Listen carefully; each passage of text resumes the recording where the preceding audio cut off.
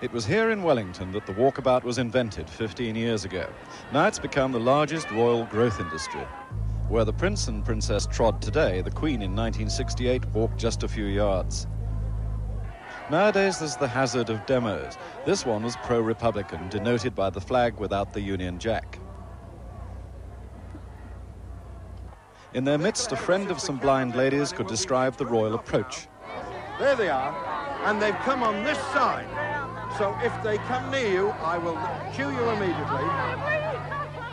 And the ladies were in luck. The Prince decided it was time the Princess changed sides of the road and steered her over towards the demonstrators. She went without hesitation and talked to the blind people. Some men with Republican flags tried to get to the front. The police didn't like the idea and quickly formed a tight protective scrum. An inconclusive tug-of-war followed, and the Prince was ushered gently past by his detective.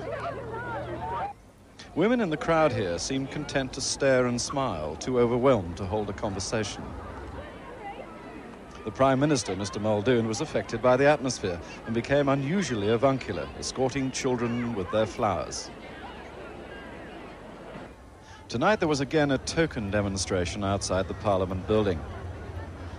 For the state banquet, the Princess was in pale blue, the Spencer tiara on her head.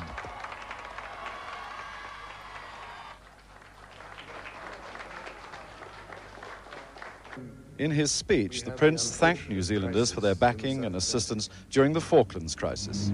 But if I do nothing else here on this particular visit, I can at least, I hope, bring the heartfelt, and that's an inadequate word, really, the heartfelt gratitude of the British people for the unswerving and determined support of the New Zealand people and the government at a most critical moment as far as the British people were concerned.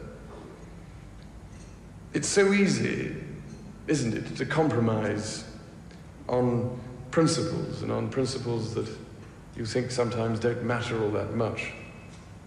But the New Zealand people clearly felt on that occasion a year ago that every now and then a stand has to be made.